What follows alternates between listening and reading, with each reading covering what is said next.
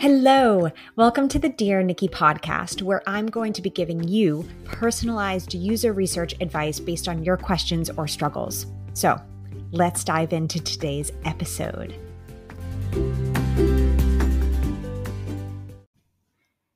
Hello. I'm so excited to be back. I know it's been a little while since I recorded an episode. I was in Dublin for fun. And then I went to Chicago for 4 days for the People Nerds conference. It was amazing. It was so fun. I met the People Nerds team, so the team that I have been working with for the past 4 years for the first time in person. It was amazing. We had a blast. I must say, I am still recovering from jet lag about a week later. It was a whirlwind of a trip, but so nice to meet the team and be around the team. And honestly, it was nice to get my fix of American things. So I went to every Starbucks on every corner, which I know isn't very exciting for everybody who has a Starbucks near them or doesn't like Starbucks. I know a lot of people don't, but when you've been outside of your I guess home, it doesn't really feel like home, but when you've been outside of your natural space for such a long time, it's nice to come back to some of those familiar things. And a lot of Halloween decorations. That was amazing because there's not that much Halloween going on here in Jersey. My house is completely decked out, and I think it's one of the only ones on the island. But that's okay. I will bring Halloween to Jersey. Anyways, after that update, which might not be very interesting, but hey, I like to share a little bit about personal life and things that are going on. We have a wonderful question, actually, and it's about the B2B space and recruiting participants in the B2B space. And I am super excited to answer this question because the B2B space is something that I love and worked in for a long time, and I know can be quite mysterious. So let's go ahead and listen to the question now. Hi, Nikki. I'm a researcher in the B2B department of my organization currently, and I'm creating the research practice under the B2B umbrella. I was wondering if you had any tips on how to best recruit B2B participants with the ultimate goal of creating a research panel. So, should I have any interviews coming up and I'd like to reach out to B2B folks, there would be a panel available. Just wondering if you had any best tips on how to reach out to these types of customers. Thank you. Great. So this is a wonderful question, and I'm very excited to answer it for you. As I mentioned, I worked in the B2B space for quite some time, and as well as many people who are in the B2B space, I struggled with that initial participant recruitment. So whenever I joined a B2B company, I was usually the first and only user researcher. So there was nothing set up in terms of a participant panel or people that we had talked to in the past. In fact, I felt like it was the opposite. So clients or customers were actually shielded from talking to the team because of either past research that had been done poorly, or promises that had been made, or people that had requested features over and over again, didn't get them, then they got upset. So there were actually more barriers to get to these B2B participants than I had ever thought could have been a possibility. So it wasn't just, hey, how do we find these people? It was, how do we build the trust again with the departments that care for and have high touch with these clients and customers so that we can get access to them. So I'm not sure where you are in that spectrum of, we actually can talk to them, nobody's too worried, to nobody wants us to talk to customers and they're kind of safeguarded somewhere. So one thing that I will say is, whenever I was working in B2B companies, I never had a recruitment tool. I was working in startups primarily, or small size companies. So the budget for these bigger recruitment agencies or recruitment tools was not available for me. So I will get that out immediately. If you do have the budget, And if the recruitment tools have your niche participant base that you need, that is one way to go. So tools like user testing, user Zoom, testing time, or smaller boutique agencies that might be able to help with more niche participants, that is one way to get those participants, is by paying a tool to source them for you. And I know that some people do have access to budget, and that is one way to go. I would say if you are using one of those tools, or if you're interested in using one of those tools, when always do a demo, which usually you have to do anyways in order to procure the budget for the tool. Do the demo and make sure that they have your audience. Something that I have heard of in the past is the tool or the people promise that they can get you your audience members or the customers that you need and fit the criteria, but they actually can't because they didn't know all your criteria and thus could not source the participants. So first things first, if you do have the means to use a tool, make sure that they can get all the criteria that you need. So think about some of your hardest, most difficult criteria, and can they get those participants for you? The second option is to minimize your criteria, so make it easier, as long as it doesn't ruin the quality of the participants that you're looking for. So that's tools. Tools will also hold your participants. So if you're looking for a participant panel, right, these tools can hold these participants within them. You can oftentimes bring your participants to the tools. So that is one way to source these participants and start building that panel. Now, I've done that once in a company, twice in two companies where I've had the budget, but those were B2C customers, so the criteria was a little bit easier. So when working in B2B without tools, without budget for recruitment agencies or recruitment, any sort of recruitment or real panel tools, your favorite people will be account managers or customer success managers, whoever has that direct link to your customers. And oftentimes they are called account managers, customer success managers. You could also potentially, depending on how your organization is set up, sometimes customer support does quite a few roles within that area. So they're also customer success, or they're also account managers. So check with customer support too. But you're looking for anybody who has a direct link to your customers. That is how I sourced almost all of my B2B participants, was through the account management team. That's how my organization was set up. The account managers were the ones that were very high touch with clients and customers. So they were talking to them all the time. They understood them. They knew pain points. They knew needs. They knew how the client kind of worked and talked and their mindset.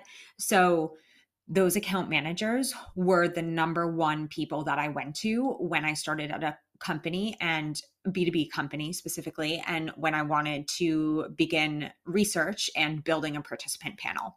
Now, as I mentioned, one of the companies that I joined, the account managers did not want us talking to customers because of poor experiences with research, not necessarily researchers doing research, but just poor experiences with people having conversations with clients, over promising, under delivering, that whole scenario.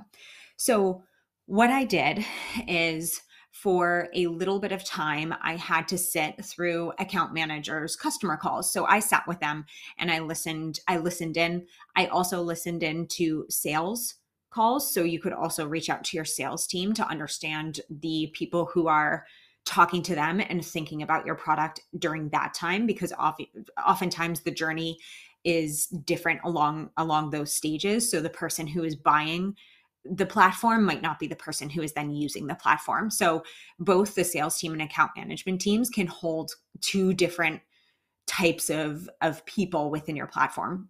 Not always. Sometimes it's the same person through and through, but sometimes you can have two different roles who are looking at the procurement and buying of your platform, and then the people who are using it. So the sales team is also a great place to sit in on calls or talk to them to see if you can get the customer calls going with people who are thinking about buying your product. So what I did is I sat through those account management calls. So they would have weeklies or bi-weeklies with clients depending on the client's needs, and I would sit in, I would listen to them. Eventually, I said, hey, is it okay if I ask a few questions at the end of this call? And slowly, and I mean slowly, like this took months because the trust just wasn't there. This took months. But what I did is I made note of the questions and the things that were coming up when the account manager was talking to these clients. And I brought them over to the product team and I said, hey, product team, these are things we need to fix. And this is the evidence behind them. Obviously, that took as well some time because I was getting it from a secondary source. I said that with air quotes, just in case that didn't come through. And so what I did though is I continuously brought these things that I heard from the calls that the account managers were having with clients to the product team. We started fixing things based on the conversations and the things that I was hearing. The account manager saw that. Then I asked, hey, can I ask a few questions at the end to get more information? Right. So more pointed, because the conversations they were having, of course, like the client would bring up things that weren't going well or questions that they had so that I could bring those snippets to the team, but they weren't digging in a user research sense because that's not their job. So then I started digging in more on, hey, when this happens, what's going on? What are you trying to do? What are some workarounds that you're using? Why is that not working for you? Why is that working for you? So I started digging in more in terms of their experience so I could bring more rich data back to the product team. And I did that. And then we got better changes because I was able to ask the questions that the account managers weren't asking because that's, again, it's not their job to do so. They are there to build and maintain a successful relationship with clients, whereas for us, we are there to dig deeper and understand experiences. So over time, again, 6 months, I would say this took. And then I had my first customer call generative research session without an account manager. So that was awesome. It just took time. So what you need to do is build the trust with your colleagues first off, right? So build that trust.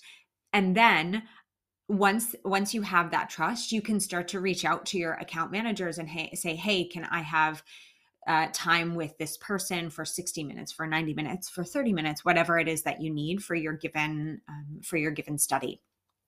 And it really helped as well to, one, show the account managers what kind of work we were going to be doing with the clients. So what kind of questions we were going to be asking or what the setup was like.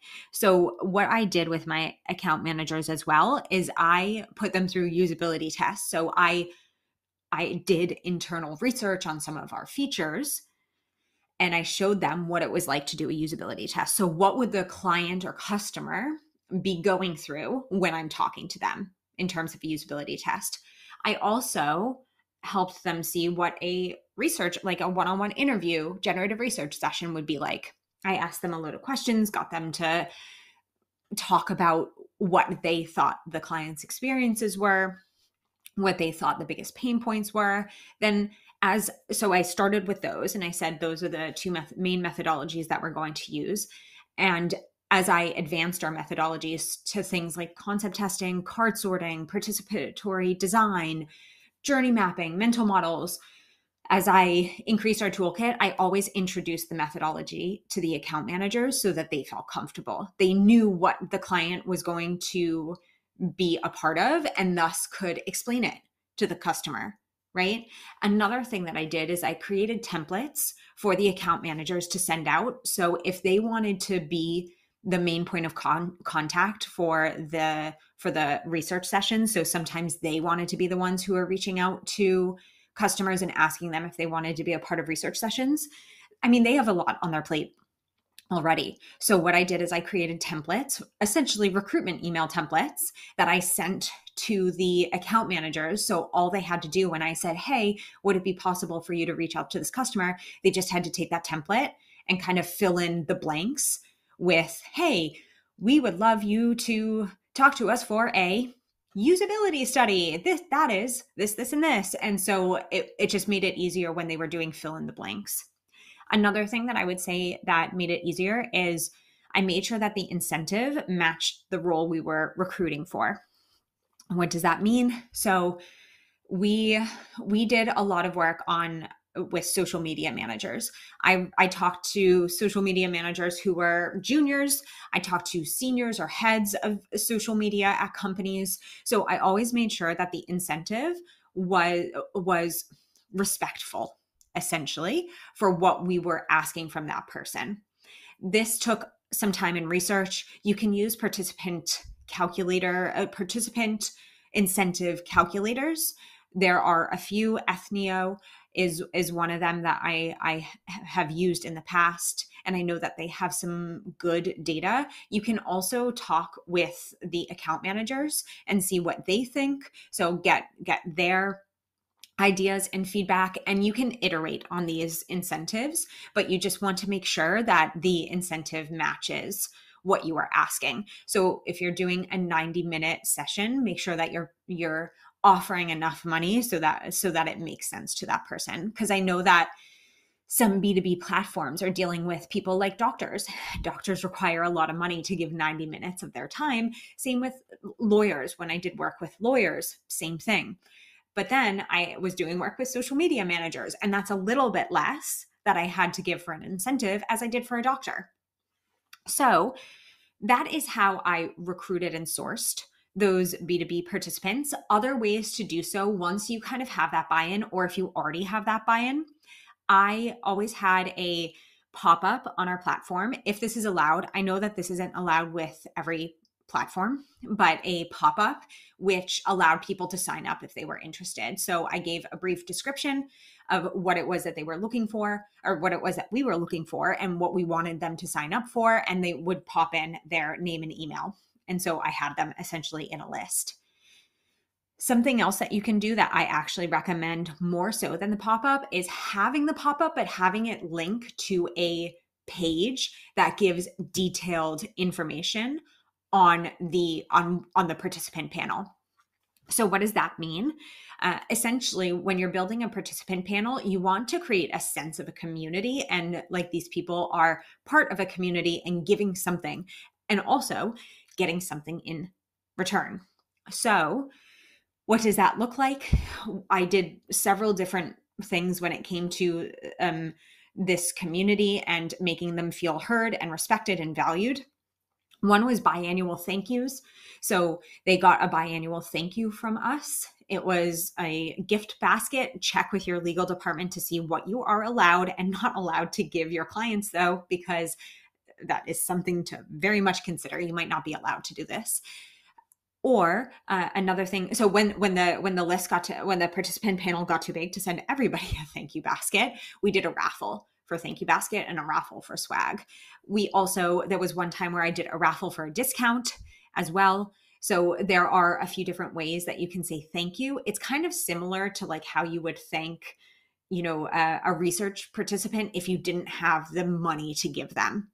So things like discounts, things like swag, thank you baskets, raffles to gift cards, anything like that.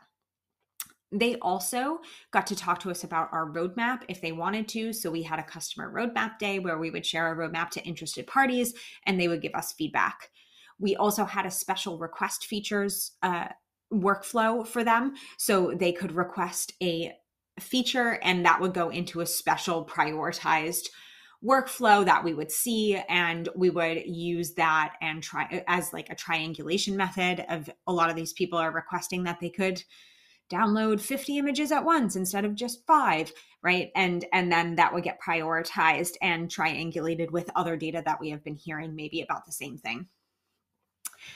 So those are some ways to actually make people feel heard. One thing that I will say is with B2B participants in particular, because they feel closer to your company somehow, especially if you talk to them, be very careful because a lot of them might ask you, when is this feature going to be out? Or when can we expect these changes? Or blah, blah, blah. This is a problem. When are you going to fix it? Try not to give a date. or your product managers might be really mad. Sorry, I've done that.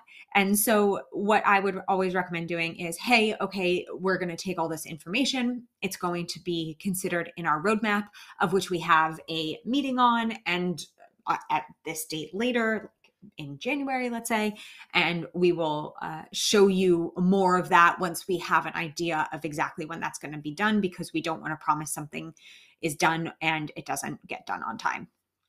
So that's also something to think about. Sometimes B2B customers can be a bit pushy. So just make sure that you have a rehearsed response to that. So what I did is I put those customers who were interested, and so going back to that like sign up page or getting people from account managers, we used Salesforce. I put them into Salesforce. I tagged them with a particular tag in terms of, hey, this is a recurring participant, or this is somebody on a participant panel, so that I kind of understood that we could reach out to those people multiple times. Another thing that I would say is always assess at the end. So let's say a customer signs up, or you get a referral from an account manager for a customer who they think would be a good fit for research. Always at the end, assess whether that person has been a good fit, and then say, if they haven't said yes to recurring research, if they are a good fit, ask them, hey, do you mind being in our participant panel? These are the things that are, you can call it a participant community. I wouldn't call it a panel. I would call it a community. These are the things that you get with that. We would love to also get your regular feedback on things that are coming out. Another thing that I forgot to mention is I opened up beta testing more early to those participants in the panel. So they got kind of first look at stuff and could be I told them that they could be a driving force behind features and how the experience was. They weren't always, but it gave them a sense of importance and value. So if they are a good participant, ask them to come back again, and if they would be willing to be a part of this community. If they are a bad participant, don't. So at the end, always assess if they were a good participant or not. Sometimes if I'm not sure, I will give that person another chance, because hey, we all have bad days. But if that person again isn't really giving me what I need, so that looks like very short answers, not rich data, they don't seem interested, whatever it might be, I will just take them off that list. The next thing is, if you do talk to a good participant, or even if the participant's just okay, something that I always ask is the snowball question. So who else would you recommend we talk to? Could you send me their email? Could you send me an intro? So what you can do is you kind of snowball off of that person. So who else, either in your company or somebody, a colleague that you know in a different company, who might be interested in giving us feedback on this. So that's another way to continue with your participant panel, by asking participants directly for a referral. Sometimes if you have the budget, you can give them like a referral bonus. So, hey, if you refer somebody to our community and they're a good fit, you get a discount. So, but talk to legal and kind of understand your budget and how these things work with that. So what I then did was I built that participant panel out in Salesforce. So either the account managers who gave me clients, or the people who signed up via our page, or the snowball participants, those all went into that participant panel. And that's where I manage that in Salesforce. I will say, don't reach out too much to people. So if people take part in a study, I blacked them out for a period of 1 month. So they weren't able to be a part of a study for another month, just because I didn't want to give them study fatigue. And I wanted to make sure that I was varying the participants that I was speaking to, and not just talking to like one client over and over again. Of course, that time period might depend on the size of your panel. If you have a really huge panel, you might be able to kind of not reach out to people for 3 months or 2 months, depending on how you feel in terms of interactions. But you're always able to iterate. So always keep that in mind. Always ask people for feedback. Hey, how do you find the community? How do you find the cadence of the studies? Do you want more? Do you want less? So you can always iterate on that. But that's how I started sourcing and building that participant panel in the B2B space. It was really challenging and it took some time, but I had a really, really great time doing it. So I hope that those tips and tricks were helpful. If there are things that you're already starting to try out, maybe some validation that you're going in the right direction, or if you've never thought about this before and you're struggling with this at your current organization, or maybe moving to a new B2B role, hopefully this is helpful for you. So I am going to say thank you so much. I really appreciated this question. It was super fun to talk about this. And I hope it was very helpful. I do cover a bunch of other questions like this in my user research membership. I'm going to pop a link to that in the show notes. So if you're interested in becoming a member of my membership, you can fully do that. I fully support you in that journey. But if not, keep sending me questions. I'm happy to answer them on here. And I look forward to seeing you next time. Thank you.